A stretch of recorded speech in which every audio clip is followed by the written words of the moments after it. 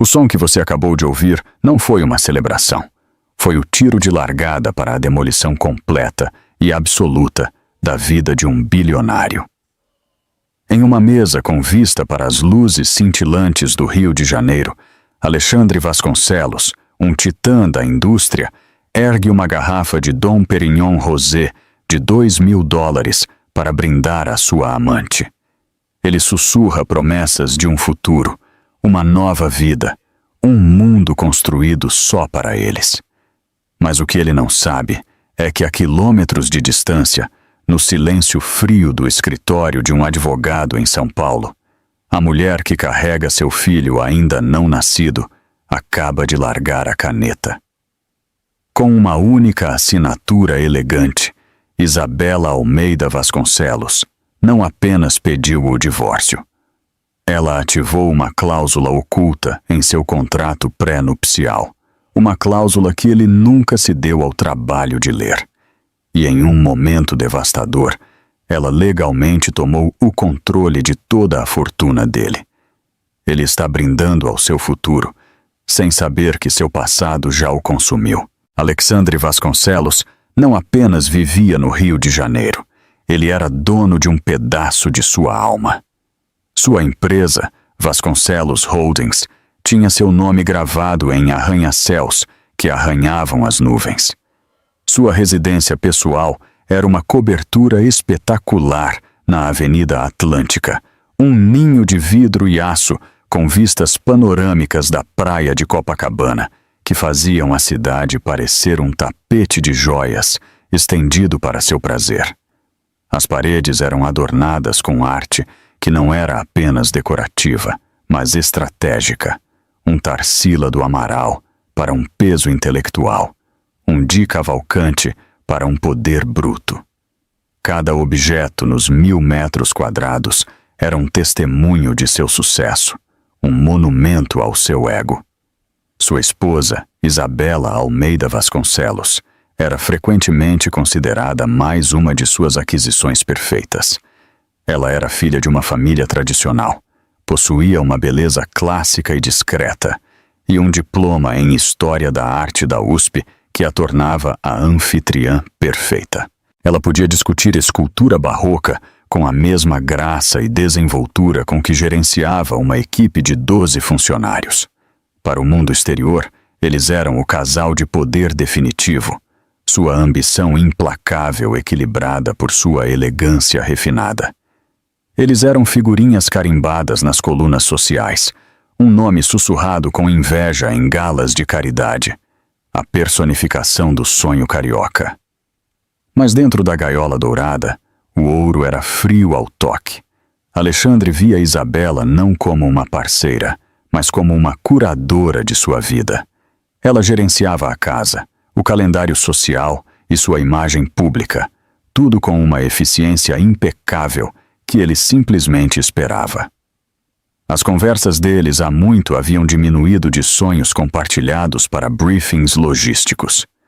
O baile de gala do Teatro Municipal é na quinta-feira, Alexandre. Ela diria, sua voz calma e uniforme, enquanto ajustava um arranjo floral. Confirmei nossa mesa. Você estará sentado ao lado do senador Azevedo. Bom, certifique-se de que meu smoking esteja passado, aquele com lapelas de seda, ele responderia, sem tirar os olhos da tela brilhante de seu tablet, onde cotações da Bolsa de Valores rolavam como uma cascata digital. Ele falava com ela com o mesmo tom seco que usava com sua assistente executiva. Por 5 anos, Isabela desempenhou seu papel. Ela havia confundido a ambição inicial dele com paixão, sua possessividade com amor. Ela havia acreditado que, sob a armadura do executivo implacável, havia um homem com quem ela poderia construir uma vida. Mas a armadura era tudo o que havia. Ele era um homem que colecionava coisas bonitas, arte, carros, empresas, uma esposa, e esperava que elas permanecessem impecáveis e silenciosas. A solidão era uma entidade em si, um convidado silencioso e constante em sua casa cavernosa. Ela caminhava pelos corredores de mármore, seus passos ecoando no silêncio, e se sentia como um fantasma em sua própria vida. O único calor que ela encontrava era na pequena sala de sol que havia convertido em sua biblioteca pessoal, um lugar cheio de livros e plantas que pareciam vivas em uma casa que, de outra forma, era um museu estéril. Foi naquela sala de sol, em uma tarde fresca de setembro, que tudo mudou. Por semanas, um cansaço sutil a havia atormentado. Uma náusea fraca, mas persistente, a cumprimentava todas as manhãs. Ela havia descartado isso como estresse, mas enquanto ela regava uma orquídea, uma onda de tontura tão profunda a invadiu que ela teve que se agarrar às costas de uma poltrona de veludo para se firmar. 2 horas depois, ela estava sentada na beira de sua fria banheira de mármore, olhando para um pequeno bastão de plástico em sua mão trêmula. Uma cruz azul. Inconfundível. Grávida. Uma onda de emoções conflitantes a invadiu. Houve um lampejo de alegria, primitivo e feroz. Um bebê. Uma vida. Um pedaço dela que não era possuído ou curado por Alexandre. Mas foi imediatamente seguido por uma onda de pavor frio. Como ela poderia trazer uma criança para este vácuo emocional? Que tipo de pai Alexandre seria? Um homem que via a família como um legado, uma dinastia, não uma fonte de amor e calor. Ela decidiu contar a ele naquela noite. Ela pediu que seu prato favorito fosse preparado por seu chefe particular. Vieiras grelhadas, seguidas por um bife ancho maturado. Ela escolheu uma garrafa de seu Bordeaux preferido, um Chateau Margaux de 1998. Ela queria que tudo fosse perfeito, um pouso suave para a notícia que ela esperava que preenchesse o abismo entre eles. Ele chegou em casa tarde como de costume, tirando o casaco feito sob medida e jogando-o para a governanta sem uma palavra. Ele entrou na sala de jantar, afrouxando a gravata. Dia longo, ele grunhiu, sentando-se à cabeceira da longa mesa polida. Eu entendo, Isabela disse suavemente. Eu esperava que pudéssemos conversar. É sobre a gala? Porque eu já te disse que não consigo aguentar mais um dos discursos intermináveis do seu primo. Não, não é sobre a gala, ela disse, as mãos unidas no colo. É algo importante, algo pessoal. O chefe serviu as vieiras. Alexandre mexeu no prato, seus olhos já voltando para o telefone que ele havia colocado na mesa ao lado dele. Apenas me diga, Isabela. Tenho uma ligação cedo com o escritório de Tóquio. Respirando fundo, ela olhou diretamente para ele, seu coração batendo forte. Alexandre, estou grávida. O silêncio que se seguiu foi pesado e absoluto. Ele parou de mastigar. Ele lentamente pousou o garfo e olhou para ela. Realmente olhou para ela pela primeira vez em toda a noite. Mas a expressão em seus olhos não era de alegria, choque ou mesmo curiosidade. Era de cálculo. Ele se recostou na cadeira, um sorriso lento e ilegível se espalhando pelo rosto. Bem, ele disse, finalmente, pegando sua taça de vinho. Isso é eficiente. Isabela olhou para ele perplexa. Eficiente? Claro, ele continuou girando o líquido vermelho escuro. O herdeiro. Garante o legado dos Vasconcelos. Na verdade, é um bom timing. Podemos anunciar na edição de inverno da Vanity Fair. É bom para a marca. Ele tomou um gole de vinho, seu olhar distante, já planejando o comunicado de imprensa. Ele não perguntou se ela estava bem. Ele não perguntou se ela estava feliz ou assustada. Ele não estendeu a mão para ela. Ele havia avaliado a notícia como uma transação comercial, um movimento estratégico que beneficiava seu império. Naquele momento, observando-o processar a criação de seu filho como uma oportunidade de relações públicas, o último fio frágil de esperança a que Isabela se agarrava se rompeu. O amor que ela pensava ter por ele, o amor que ela tentava reviver há anos, se transformou em outra coisa. Era uma certeza fria e dura. Ela não era sua esposa. Ela era seu bem. E agora carregava seu bem mais valioso. A gaiola dourada havia acabado de se tornar um berçário.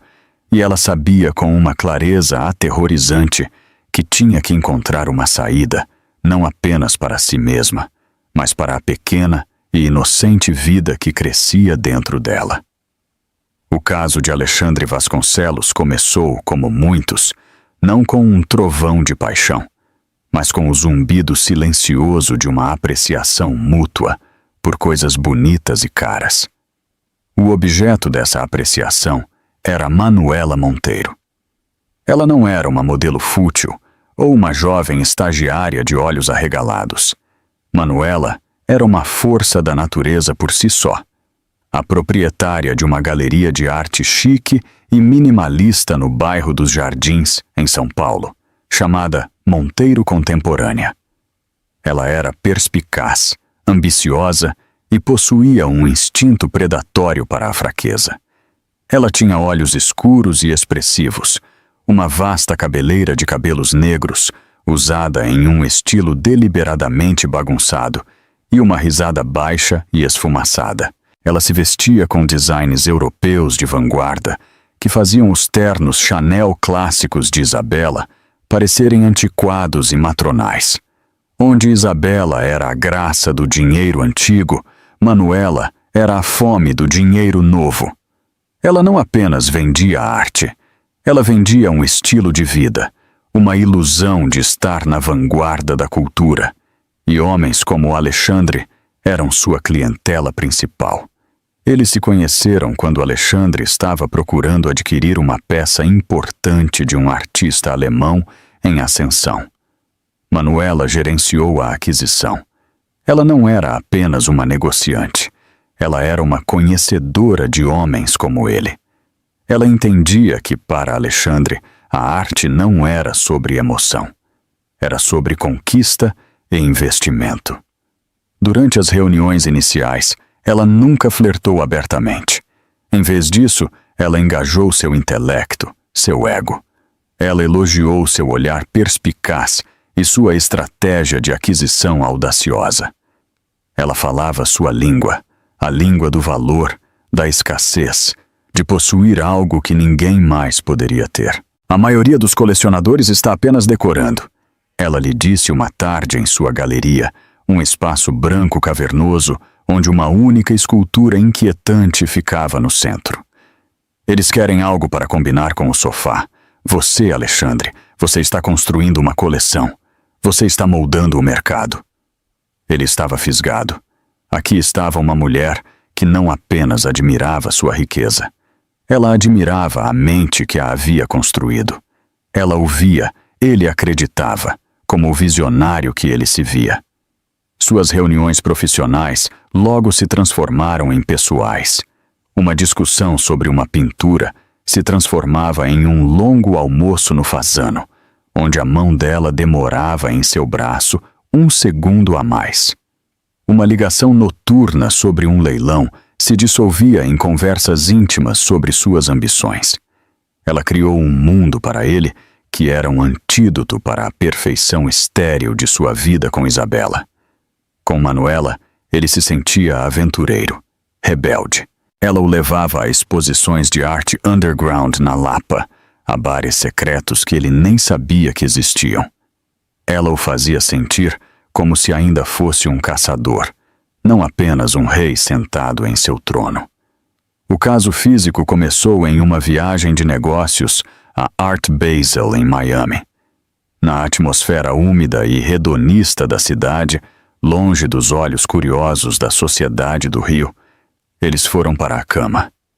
Para Alexandre, foi um alívio, uma confirmação de seu poder e desejabilidade.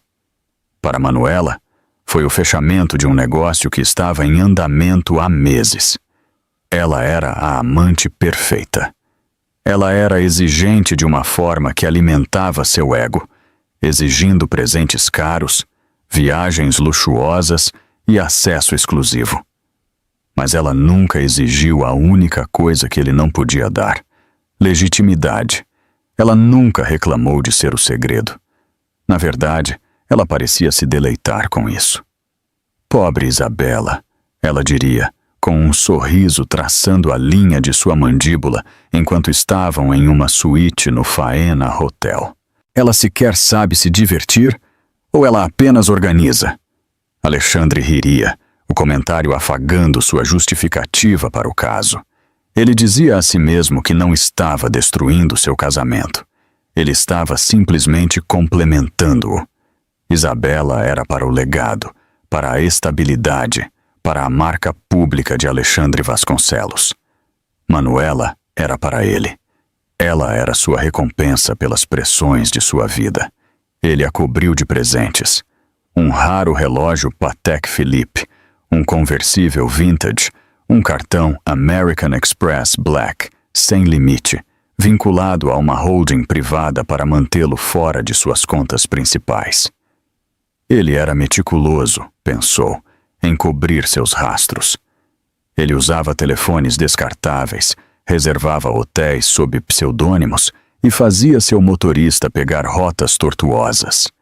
Ele era o mestre de seu universo e acreditava que poderia compartimentar sua vida com a mesma eficiência implacável que aplicava ao seu portfólio de negócios. Ele nunca considerou o pedágio emocional em Isabela, porque há muito tempo ele havia parado de vê-la como uma pessoa com uma rica vida interior. Ela era um sistema que funcionava. Não se preocupa com os sentimentos de um sistema, apenas com sua função. E enquanto sua casa funcionasse sem problemas e suas aparições públicas fossem impecáveis, ele presumiu que o sistema estava satisfeito. O anúncio da gravidez de Isabela mal se registrou como uma complicação para seu caso. Se alguma coisa, isso fez sua compartimentalização parecer ainda mais justificada.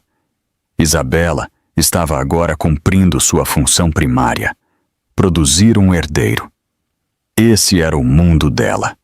O mundo dele, aquele onde ele se sentia verdadeiramente vivo, era com Manuela. Uma semana depois de saber que seria pai, ele estava com Manuela em seu apartamento no Jardins, um loft tão elegante e moderno quanto ela. Ele havia trazido uma garrafa de champanhe cristal para celebrar o fechamento de um negócio enorme. A nós, Manuela ronronou, batendo sua taça contra a dele, e a todas as coisas bonitas que vamos adquirir juntos. A nós, ele repetiu, seus olhos escuros de desejo. Ele a puxou para perto, as luzes da cidade cintilando atrás deles. Tenho uma surpresa para você. Estou te levando para Paris no próximo mês, uma suíte privada no Ritz. Os olhos dela se arregalaram. Era isso que ela queria. As viagens, as joias, a proximidade com o poder. Ela o beijou profundamente, uma performance calculada de paixão. E o que você vai dizer para a esposa? Ela sussurrou contra os lábios dele. Uma viagem de negócios, uma conferência em Genebra. Ele disse displicentemente. Ela não faz perguntas, ela sabe o seu lugar. Ele acreditava nisso absolutamente. Ele acreditava que Isabela estava em casa, planejando o berçário, alegremente alheia à sua outra vida. Ele se via como um mestre de marionetes, puxando as cordas de seus dois mundos separados, nunca imaginando que uma de suas marionetes estava prestes a cortar suas próprias cordas e incendiar todo o palco. Ele estava tão confiante em sua decepção, tão cego por sua própria arrogância, que nunca viu o primeiro fio se desfazendo.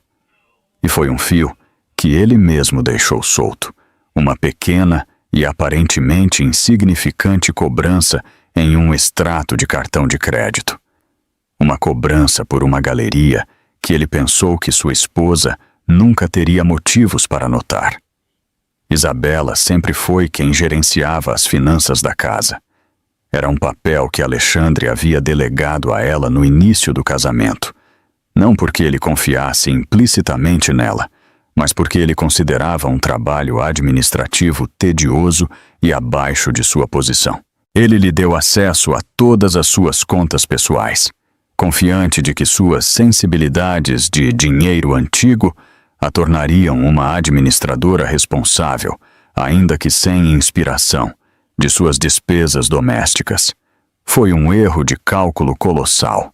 Ele havia confundido sua diligência tranquila com falta de curiosidade. O primeiro fio apareceu em uma terça-feira à noite. Alexandre estava em São Paulo para uma fusão e Isabela estava em seu escritório, a poça de luz de sua luminária de mesa, a única iluminação na cobertura escura. O bebê estava fazendo sua presença ser sentida com um leve e persistente tremor, uma conversa secreta entre mãe e filho. Ela estava revisando o extrato mensal da conta Amex, conjunta principal deles, uma tarefa que ela realizava com cuidado meticuloso. Ela escaneou as colunas de números. Saks Fifth Avenue, serviços de chefe particular, uma doação para a Filarmônica, o ritmo usual de sua vida opulenta. E então ela viu uma cobrança de $75.000. O fornecedor estava listado como Monteiro Contemporânea. Isabela parou. Ela conhecia todos os grandes negociantes de arte da cidade e de fora. Ela nunca tinha ouvido falar deste. Era uma quantia significativa, muito grande para uma compra casual. Alexandre não havia mencionado a aquisição de uma nova peça. Na verdade, ele havia reclamado recentemente que o mercado de arte estava supervalorizado. A curiosidade aumentou. Ela abriu seu laptop e digitou o nome da galeria na barra de busca. O site era elegante e agressivo, cheio do tipo de arte conceitual abrasiva que Alexandre sempre professara odiar. Ele a chamava de lixo pretensioso. Ele preferia os mestres estabelecidos, ativos de primeira linha. Isso era completamente fora de caráter. A proprietária da galeria estava listada como Manuela Monteiro. Uma foto mostrava uma mulher impressionante com olhos escuros e desafiadores, ao lado de uma escultura que parecia um emaranhado de metal enferrujado. Uma sensação incômoda, fria e aguda picou o coração de Isabela. Era apenas uma cobrança. Poderia ser qualquer coisa, um presente para um associado de negócios, um investimento que ele havia esquecido de mencionar. Ela tentou racionalizar, afastar a suspeita. Mas era um fio solto em uma tapeçaria perfeita, e seus dedos não podiam deixar de puxá-lo. Nos dias seguintes, ela começou a olhar mais de perto. Ela mergulhou em contas que não revisava há anos. Contas subsidiárias para suas holdings privadas, aquelas que ele usava para investimentos discretos. Ela teve que cruzar IDs fiscais e códigos de transferência bancária, usando o conhecimento financeiro que seu pai, um investidor astuto, havia insistido que ela aprendesse. O que ela encontrou foi um padrão. Não havia apenas uma cobrança. Havia dezenas que se estendiam por mais de um ano. Transferências bancárias mensais para uma conta privada, todas categorizadas sob rótulos vagos como taxas de consultoria ou serviços de aquisição. Havia cobranças de joalheiros de luxo onde ela nunca havia comprado, reservas de hotel em cidades onde ele não tinha reuniões de negócios, passagens aéreas para dois que nunca eram para ela. E tudo isso parecia orbitar em torno de um nome: Manuela Monteiro. Uma cobrança por um arranjo floral entregue no endereço da galeria. Um pagamento para um serviço de carro de luxo que listava a galeria como um destino frequente. As evidências estavam se acumulando, cada descoberta um corte pequeno e afiado. Mas era tudo circunstancial. Dados financeiros poderiam ser explicados. Alexandre era um mestre da negabilidade plausível. Ela sabia que precisava de algo irrefutável. Ela precisava ver. A decisão de contratar um detetive particular parecia uma traição à mulher que ela costumava ser. A mulher que acreditava em privacidade e confiança. Mas essa mulher se foi, substituída por alguém fria e com olhos claros.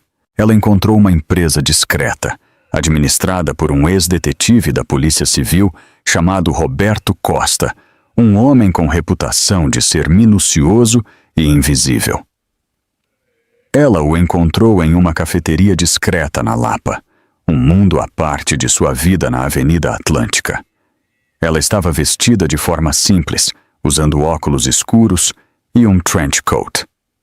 "Senhora Vasconcelos", Roberto disse, sua voz um grave sussurro. Ele não parecia impressionado com o nome dela. "O que posso fazer por você?" "Preciso que você siga meu marido", ela disse, sua própria voz firme, surpreendendo-se com a falta de tremor. "Preciso saber onde ele vai e quem ele vê." Ela lhe entregou uma pasta contendo a agenda de Alexandre para as próximas 2 semanas. Uma semana depois, um envelope simples e pardo chegou por correio. Isabela o levou para sua sala de sol, o único lugar que parecia seu, e sentou-se, as mãos tremendo. Dentro havia uma dúzia de fotografias brilhantes 2025. As primeiras mostravam Alexandre entrando na galeria dos jardins. Depois, fotos dele e de Manuela Monteiro rindo durante o almoço em um café ao ar livre. A mão dela na dele, as cabeças próximas em intimidade compartilhada. Outra os mostrava saindo de um hotel, não em Miami ou São Paulo, mas o Hotel Fasano, a menos de 5 quilômetros de sua própria casa. E então a fotografia final, aquela que destruiu tudo. Foi tirada à noite através da grande janela do loft de Manuela. Alexandre estava parado atrás dela, seus braços envoltos em sua cintura. Ele estava beijando seu pescoço, seus olhos fechados. Manuela estava recostada nele, um sorriso triunfante e possessivo no rosto, enquanto olhava para seu reflexo e, por extensão, para a lente da câmera no vidro. Era um retrato de traição, nítido e inegável. Isabela deixou a foto escorregar de seus dedos e se espalhar pelo chão.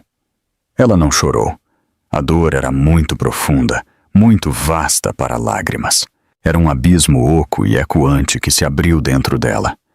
Cada memória compartilhada, cada aniversário, cada momento esperançoso de seu casamento de 5 anos foi instantaneamente recontextualizado como uma mentira. A impaciência dele, seu desdém, sua distância emocional.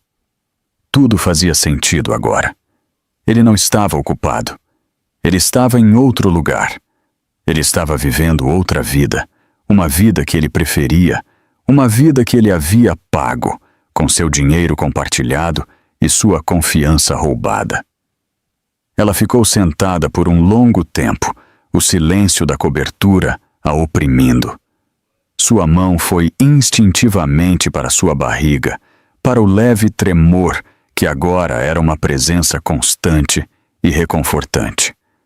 Ela havia sido tão ingênua. Ela pensara que essa criança poderia ser a cola que poderia reparar as rachaduras em seu casamento. Agora, ela via a verdade. Essa criança não era uma ponte para ele. Essa criança era sua âncora, sua razão para escapar. A sensação de vazio começou a diminuir, e em seu lugar, algo novo começou a crescer. Não era tristeza, não era desespero. Era uma raiva lenta e ardente, dura como diamante. Ele havia chamado a notícia de seu filho de eficiente. Ele havia reduzido o momento mais profundo de sua vida a um item em sua planilha de balanço de legado. Ele havia ficado nesta mesma casa, sob este teto, e mentido para ela dia após dia, enquanto gastava a fortuna deles em sua vida secreta. Ela se levantou e caminhou até as fotografias espalhadas. Ela pegou a última, a imagem de Alexandre e Manuela, em seu abraço. Ela olhou para o rosto dele, perdido em seu prazer egoísta, e para o dela, presunçoso com a vitória. Ambos pensavam que haviam vencido. Eles pensavam que ela era uma tola, uma esposa decorativa e alheia. Eles a subestimaram. Todos sempre a subestimaram. Isso estava prestes a se tornar o erro mais caro que Alexandre Vasconcelos já havia cometido. O luto de Isabela foi um cadinho. Ele queimou as partes moles e complacentes dela e forjou o que restou em algo afiado e inquebrável. Na manhã seguinte, ela não confrontou Alexandre. Não haveria acusações chorosas, nem discussões gritando. Esse era o drama que ele esperaria. Uma cena que ele poderia gerenciar, manipular e, em última análise, ignorar. Ela havia terminado de atuar em sua peça. Ela iria escrever seu próprio final. Sua primeira ligação não foi para um advogado de divórcio. Foi para Otávio Dantas. Otávio era uma lenda em certos círculos da lei carioca, um nome sussurrado com uma mistura de medo e reverência. Ele não era um advogado de direito da família especializado em separações amigáveis. Ele era um tubarão, um especialista em litígios financeiros forenses e na instrumentalização de contratos corporativos complexos. Ele tinha um desdém particular pela marca de titãs arrogantes e dinheiro novo como Alexandre Vasconcelos, tendo sido arruinado por um deles no início de sua carreira. Desde então, ele dedicou sua vida a desmantelá-los com precisão cirúrgica. Eles se encontraram em seu escritório, um espaço que era a antítese do mundo de Alexandre. Era antigo, com painéis de madeira escura e cheirava a livros encadernados em couro e poder discreto. Otávio Dantas era um homem na casa dos 50, com olhos cinzentos penetrantes e uma quietude inquietante. Ele ouviu sem interrupção enquanto Isabela contava sua história, sua voz em um monótono baixo e constante. Ela concluiu colocando o envelope pardo de fotografias em sua mesa polida. Ele olhou para a foto de cima, a do abraço, e empurrou o envelope para o lado. Ele não precisava ver o resto. Infidelidade é previsível, Sra. Vasconcelos, ele disse, sua voz seca. Por si só, é uma posição de negociação fraca neste estado. O dano emocional é imenso, mas a alavancagem financeira é mínima. O que mais você tem? Este era o momento. Isabela pegou uma bolsa e tirou um documento grosso. Nosso acordo pré-nupcial, ela disse, colocando-o na mesa. Otávio se inclinou para a frente, seu interesse finalmente aguçado. Ele abriu o documento, seus olhos afiados, examinando as páginas densas. Os advogados de Alexandre, uma equipe de advogados corporativos agressivos, o haviam redigido. Era, na superfície, uma fortaleza inexpugnável, projetada para proteger a vasta fortuna de Alexandre, estimada em pouco mais de 2 bilhões de reais. Estipulava que, em caso de divórcio, Isabela receberia um pagamento único de 10 milhões de reais, uma ninharia projetada para comprar seu silêncio e uma saída rápida. Otávio o leu, sua expressão sombria. Isso é brutal, Sra. Vasconcelos. Foi projetado para deixar você com quase nada. Continue lendo, Isabela disse calmamente. Página 47, artigo 12. Otávio virou a página. Seus olhos se estreitaram enquanto ele lia a cláusula, e então ele a leu novamente. Um sorriso lento e predatório se espalhou por seu rosto. Ele olhou para Isabela, vendo-a pela primeira vez não como uma vítima, mas como uma predadora. Meu Deus, ele sussurrou, a cláusula do legado.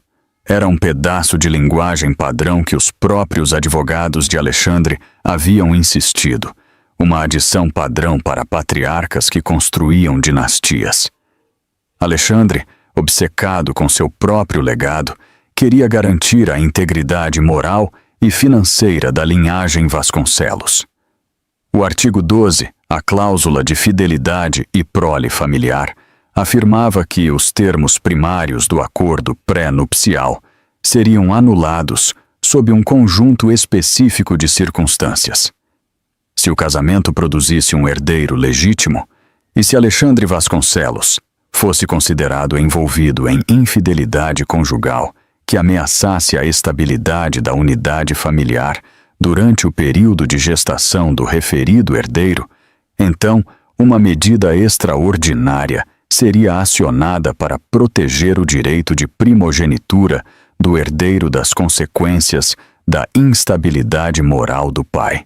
O controle majoritário do fundo familiar, Vasconcelos, a entidade que detinha a maioria de suas ações na Vasconcelos Holdings, seu portfólio imobiliário e seus ativos líquidos, seria temporariamente transferido para a mãe, a ser mantido em custódia até que a criança atingisse a idade de 25 anos. Foi projetado para proteger uma dinastia de um pai infiel, que poderia desperdiçar a fortuna da família com amantes ou filhos ilegítimos. Alexandre havia assinado com um floreio arrogante, tão confiante em sua própria infalibilidade e sua capacidade de enganar, que o vira como um testamento de sua própria virtude patriarcal. Ele nunca imaginou que poderia ser usado contra ele. Ele o via como um escudo para seu herdeiro. Ele nunca viu que Isabela seria quem o empunharia como uma espada. Ele assinou, Isabela disse, sua voz como gelo. Ele estava tão orgulhoso disso. Ele o chamou de garantindo o futuro. Isso não é apenas um pedido de divórcio, senhora. Vasconcelos, Otávio disse, sua mente acelerada, a emoção da caça em seus olhos. Isso é uma aquisição corporativa, um golpe de Estado. É lindo. Pelas próximas 4 semanas, eles trabalharam em sigilo absoluto. Otávio montou uma equipe oculta de contadores forenses e especialistas bancários. Eles operavam em um escritório seguro e sem identificação em outro bairro. A missão deles era mapear todo o império financeiro de Alexandre, cada empresa de fachada, cada conta offshore, cada ativo oculto. Eles encontraram a holding usada para financiar seu caso, aquela ligada ao Black Amex. Eles rastrearam as transferências bancárias para Manuela Monteiro. Eles construíram uma montanha impenetrável de evidências, ligando sua infidelidade diretamente aos seus ativos financeiros, satisfazendo perfeitamente os requisitos da cláusula. Enquanto trabalhavam, Isabela desempenhou o papel mais difícil de sua vida. Ela era a mãe perfeita, radiante e grávida. Ela discutiu as cores do berçário com Alexandre, fingiu interesse em suas histórias tediosas sobre reuniões de diretoria e o acompanhou a um jantar de caridade, sorrindo placidamente para as câmeras, sua mão repousando sobre sua barriga suavemente inchada. Foi uma atuação magistral. Quanto mais perto da data, mais serena ela parecia. Sua calma inquietou Alexandre, embora ele não soubesse dizer por quê. Ele confundiu sua tranquila resolução com contentamento. O plano era uma sinfonia de manobras legais e financeiras, cronometradas ao minuto. Eles não podiam simplesmente apresentar uma moção. No momento em que Alexandre fosse alertado, ele moveria seus ativos, escondendo-os em uma teia de contas internacionais tão densa que passariam anos litigando. A transferência de controle tinha que ser instantânea e absoluta. Otávio Dantas preparou uma série de documentos. Não eram papéis de divórcio.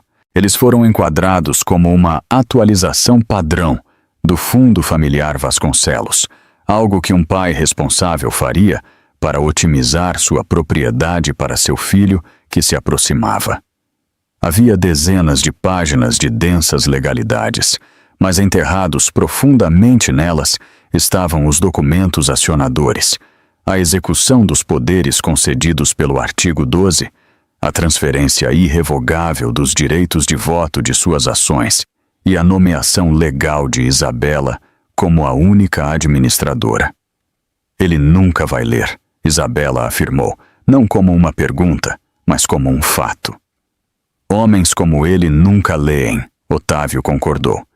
Eles veem uma pilha de papéis de seus próprios advogados, e tudo o que veem é seu próprio poder refletido de volta para eles.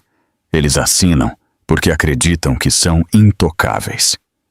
A data foi marcada, uma quinta-feira, o dia do baile de gala do Teatro Municipal, o qual ele estava tão irritado. Isabela sabia que ele estaria distraído, sua mente nos chatos cumprimentos da noite, e sem dúvida, em quaisquer planos que ele tivesse com Manuela para mais tarde. No dia anterior, Isabela foi à sua consulta de obstetrícia. Ela estava deitada na sala escura, o gel frio em sua barriga, e observou a imagem granulada em preto e branco na tela. Uma coluna vertebral minúscula e perfeita. Uma cabeça. O batimento cardíaco frenético e poderoso de um minúsculo coração. Lágrimas escorreram pelo seu rosto, as primeiras lágrimas que ela derramara em um mês. Não eram lágrimas de tristeza ou raiva, eram lágrimas de amor feroz e protetor. Estou fazendo isso por você, ela sussurrou para a imagem na tela. Você nunca será apenas um ativo, você estará seguro, você será livre. Ela não estava mais apenas fugindo, ela estava construindo uma fortaleza para seu filho. O dia da assinatura foi uma obra-prima de banalidade orquestrada. O tempo estava um azul plácido e indiferente. O tipo de dia de outono no Rio que parece cheio de promessas. Para Alexandre Vasconcelos, a promessa era de uma noite que começaria com uma aparição tediosa, mas necessária, no baile de gala, e terminaria nos braços de Manuela Monteiro. Para Isabela, era a promessa de libertação. Ela acordou cedo, um zumbido silencioso de energia sob sua calma exterior. Ela escolheu sua roupa com cuidado deliberado, um vestido de cachemira creme simples, mas elegante. Era modesto, maternal e absolutamente não ameaçador. Era o figurino para o ato final de sua atuação como a obediente senhora Vasconcelos. Alexandre estava, como previsto, de mau humor. Ele estava em frente ao seu closet, um vasto cômodo revestido de madeira, maior que a maioria dos apartamentos do Rio, carrancudo para sua coleção de smokings. Eu odeio este evento, ele resmungou, puxando um. Todos aqueles pavões se exibindo e conversas maçantes. São 4 horas que nunca vou recuperar. É importante para a marca, Alexandre, Isabela disse suavemente entrando. E você fica tão bonito quando está lá. Ela ajustou o nó da gravata que ele ainda não havia colocado. Um pequeno gesto de esposa que parecia acalmar seu ego. Suponho, ele concedeu. Apenas certifique-se de que sairemos no momento em que for aceitável. Tenho um compromisso cedo amanhã. Era sua mentira padrão para uma noite com Manuela. Claro, querido, ela respondeu, seu sorriso nunca vacilando. Mais tarde naquela tarde, precisamente às 15h30, Isabela entrou no escritório particular de Alexandre. Era seu santuário, um cômodo de couro escuro, cromados polidos e uma escrivaninha singular e imponente que parecia uma laje de mármore preto. Ele estava em uma teleconferência, andando de um lado para o outro e dando ordens. Ele gesticulou para ela esperar, levantando um dedo, irritado com a interrupção. Isabela sentou-se em uma das cadeiras de visitante, sua pasta de couro apertada no colo. Ela esperou pacientemente por 10 minutos, projetando uma aura de alguém sem nada mais importante para fazer do que aguardar a conveniência de seu marido. Dentro, seu coração batia contra as costelas, um pássaro frenético batendo contra a gaiola de seu peito. Este era o momento mais crítico. Se ele hesitasse, se ele decidisse ler, se até mesmo um lampejo de suspeita cruzasse sua mente, todo o plano ruiria. Finalmente, ele bateu o telefone. O que é, Isabela? Estou atolado. Sinto muito incomodá-lo, querido. Ela começou, sua voz suave e apologética. É que os advogados enviaram estes documentos. Disseram que você precisava assiná-los antes do final do dia. Ela abriu sua pasta e colocou a pilha de documentos na mesa dele. No topo estava uma carta de apresentação do sócio sênior de sua própria e confiável firma de advocacia, um homem que Alexandre mantinha com um contrato de milhões de dólares. Otávio Dantas havia brilhantemente antecipado isso, convencendo um associado júnior e profundamente endividado da firma a gerar o cabeçalho da carta e um resumo padrão. O resumo descrevia os documentos como Fundo Provisório Vasconcelos, uma atualização para salvaguardar os ativos para seu filho ainda não nascido. Alexandre olhou para a carta de apresentação, seus olhos percorrendo o logotipo familiar. Ele grunhiu em reconhecimento. Certo, a atualização do fundo, eu tinha esquecido. Ele pegou a pilha, pesando-a em sua mão, sua expressão de extrema impaciência. Ele claramente não tinha a intenção de lê-la. São apenas formalidades, principalmente, Isabela disse, mantendo seu tom leve e casual. Procedimento padrão para estabelecer a herança do bebê, mas eles marcaram as páginas que você precisa assinar. Ela havia, sob a instrução de Otávio, colocado adesivos amarelos brilhantes, assinar aqui, nas linhas de assinatura apropriadas, tornando-o o mais fácil e impensado possível. Ela o estava tratando como uma celebridade ocupada, dando autógrafos, não um bilionário assinando seu império. Ele folheou as páginas, seus olhos vidrados nos densos blocos de texto. Ele viu legalidades de fundos, cronogramas de ativos, apêndices. Parecia exatamente com todos os outros documentos corporativos tediosos que ele assinava uma dúzia de vezes por semana.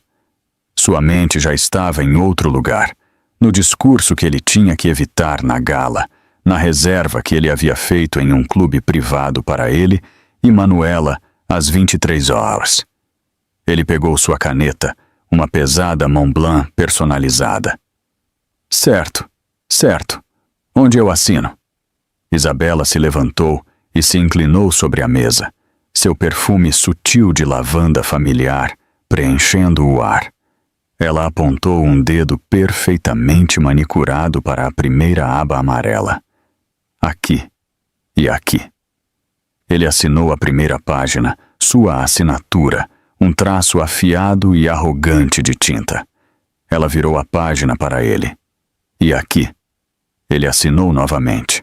A cada traço da caneta, um novo fio em sua vasta rede financeira era cortado dele e reconectado a ela.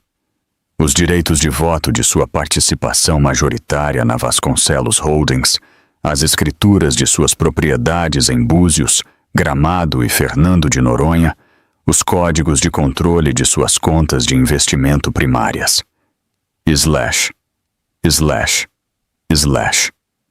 Enquanto ele assinava a última página, aquela que promulgava o poder do artigo 12 e tornava todas as outras transferências legalmente vinculativas e irrevogáveis, Isabela sentiu uma profunda e vertiginosa sensação de vertigem. Estava feito. A armadilha havia sido acionada.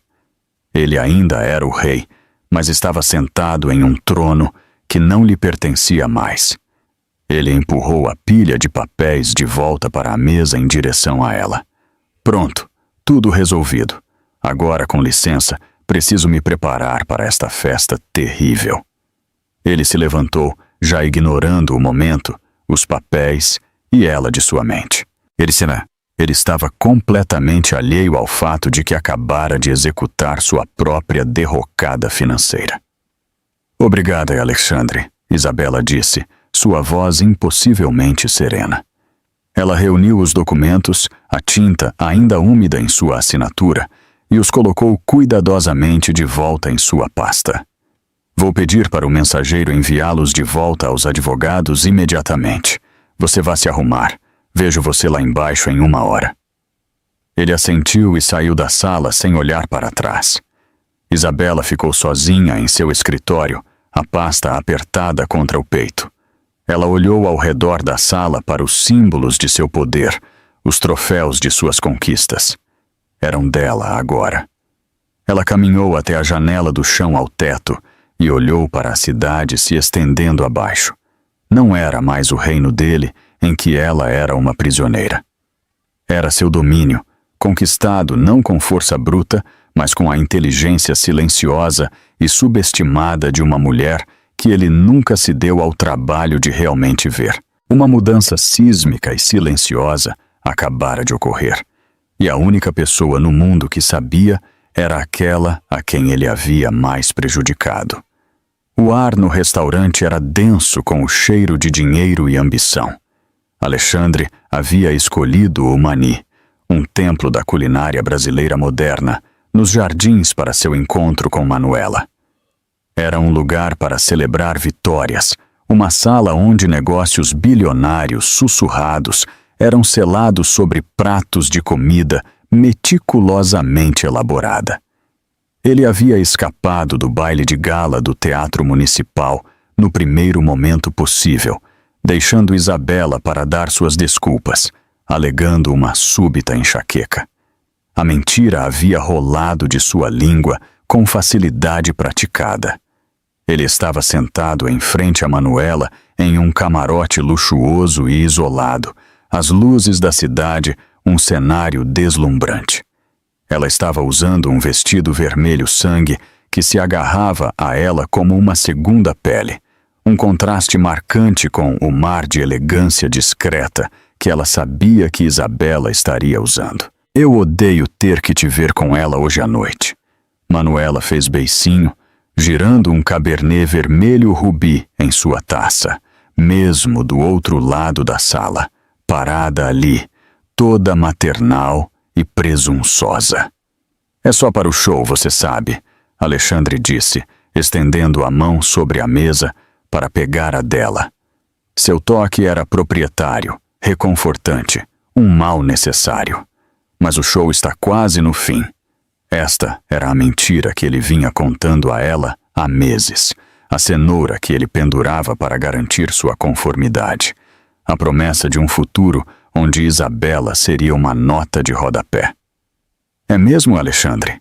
Ela perguntou, seus olhos escuros examinando os dele. Porque aquela barriga dela está ficando bem proeminente. Aquilo, ele disse, inclinando-se e baixando a voz, é uma complicação, mas também é uma oportunidade. Muda o cronograma, mas o resultado é o mesmo, você e eu. Para pontuar sua promessa, ele sinalizou para o sommelier. Traga-nos o Dom Perignon Rosé 2008.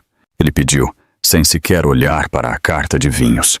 Foi um gesto de riqueza casual e imensa. Naquele exato momento, 21,53 quilômetros de distância, no escritório revestido de madeira de Otávio Dantas, Isabela estava sentada em uma grande mesa de conferência. Os documentos assinados estavam diante dela, agora digitalizados. Otávio estava em uma linha segura com um oficial sênior de conformidade em um banco privado na Suíça. 2 contadores forenses estavam postados sobre seus laptops, prontos para executar uma complexa série de transferências bancárias. Os códigos de autorização estão autenticados, Otávio disse, acenando para Isabela. Estamos liberados. Entraremos ao vivo na minha marca. Isabela respirou fundo e firme. Sua mão repousava em sua barriga. Era isso.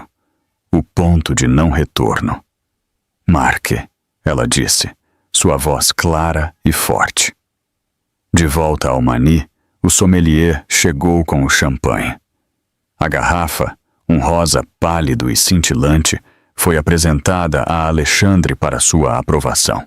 Ele assentiu brevemente, e a rolha foi retirada com um suspiro suave e caro.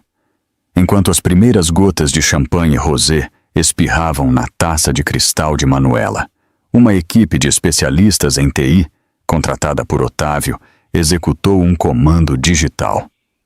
As credenciais biométricas e de senha de Alexandre Vasconcelos para os servidores da Vasconcelos Holdings foram instantaneamente revogadas. As chaves digitais de seu próprio reino eram agora inválidas. O sommelier moveu-se para a taça de Alexandre.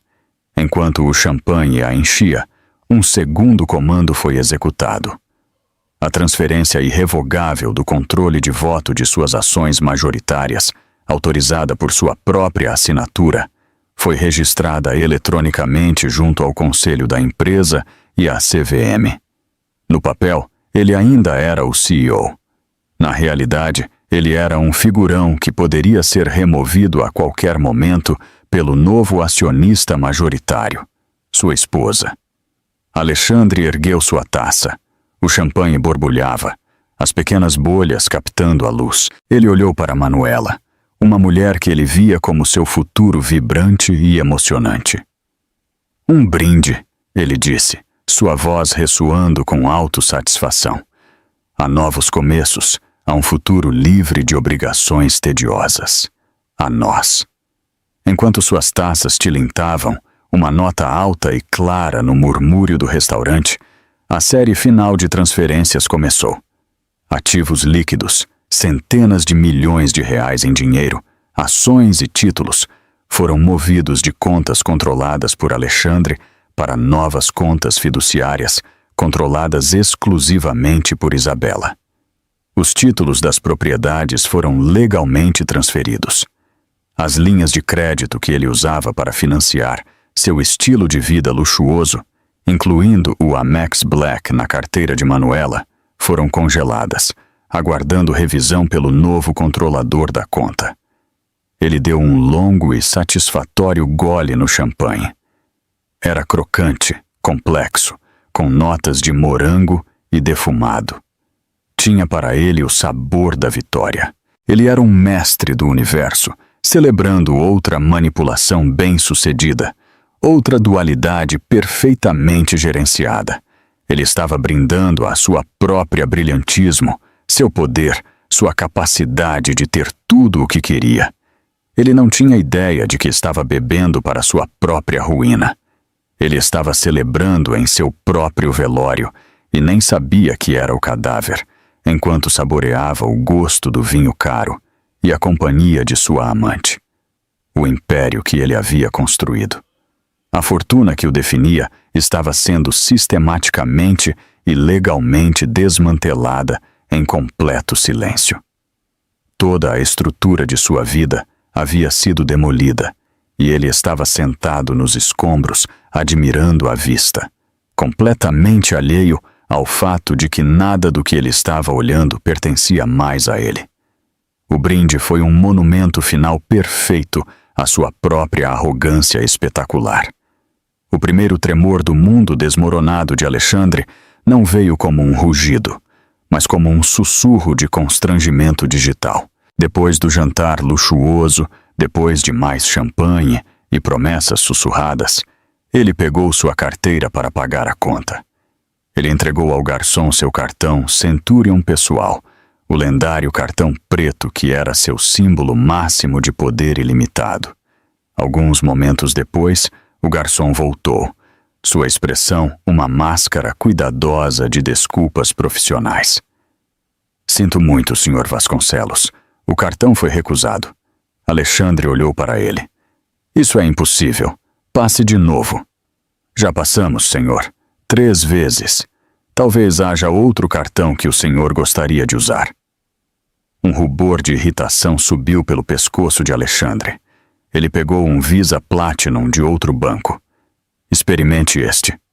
O garçom voltou novamente, seu rosto ainda mais dolorido. Minhas desculpas, senhor. Este também. Manuela observava, seu sorriso se apertando. O glamour da noite estava evaporando sob a dura luz fluorescente de um problema financeiro. Alexandre, agitado e furioso, pegou seu telefone para ligar para a linha de concierge privado do banco. Ele foi colocado em espera. O mestre do universo triunfante agora estava ouvindo música de espera metálica como qualquer outro mortal. Finalmente, um agente júnior com voz nervosa atendeu a ligação. Sr. Vasconcelos. Sim, vejo o problema. Parece haver um bloqueio em todas as suas contas pessoais. Uma diretriz foi emitida pelo administrador principal. Eu sou o administrador principal. Alexandre sibilou no telefone. Nossos registros mostram uma mudança no status do administrador, efetiva a partir das 21h53 desta noite, senhor. O novo administrador principal está listado como Isabela Almeida Vasconcelos. O nome o atingiu como um golpe físico. Não fazia sentido. Era um erro administrativo.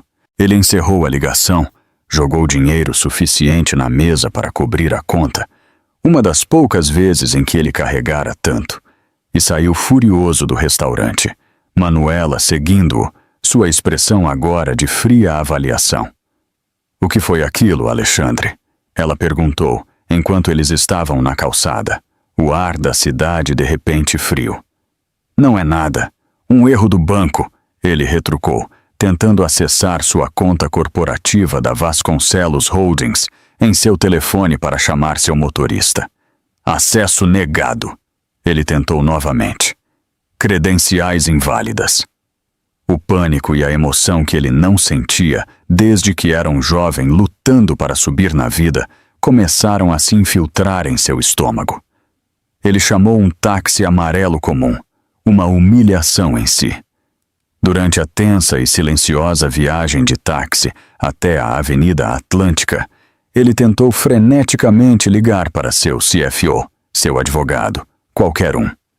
Todas as suas ligações caíram direto na caixa postal.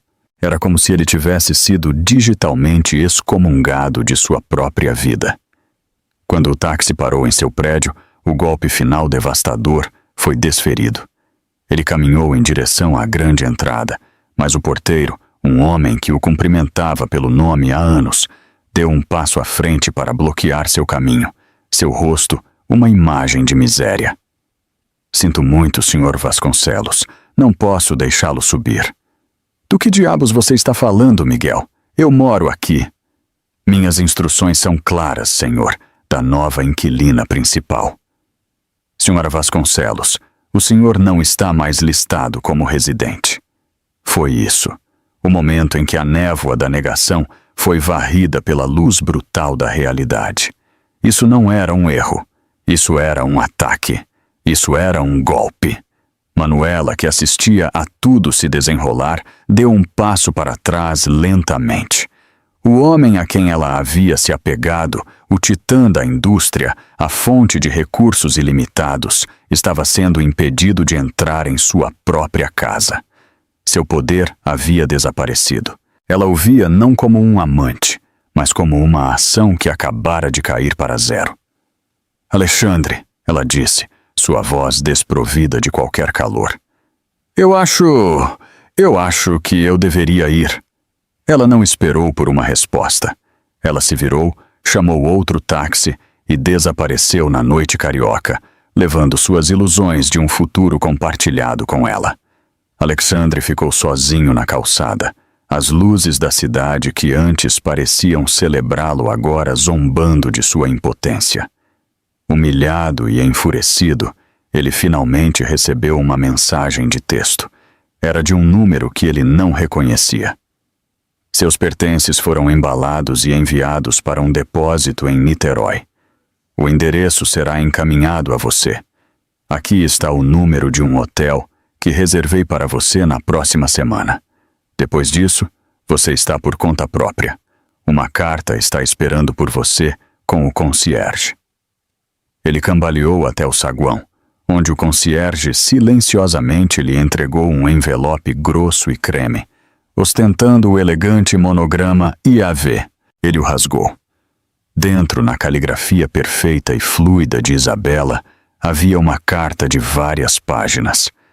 Não era emocional ou raivosa. Era um resumo calmo, detalhado e devastador de sua ruína. Delineava sua infidelidade, referenciando datas e locais do relatório do detetive particular. Explicava em termos claros e simples a função do artigo 12 de seu acordo pré-nupcial, a cláusula que ele nunca se dera ao trabalho de ler. Informava-o de que ela havia assumido o controle total do fundo familiar Vasconcelos e, por extensão, da empresa e de todos os seus ativos, para proteger o direito de primogenitura de seu filho, ainda não nascido de um pai, com julgamento comprometido. A carta terminava com um parágrafo final esmagador. Você uma vez me disse que minha gravidez era eficiente e boa para a marca. Você estava certo. Provou ser a transação comercial mais eficiente da minha vida. Você via nosso filho como um herdeiro de seu império. Em vez disso, esta criança se tornou o instrumento de minha libertação e de sua queda. Você me subestimou, Alexandre. Você me viu como outro objeto bonito que possuía. Você descobrirá que de todas as suas aquisições, eu fui a única que tinha uma mente própria.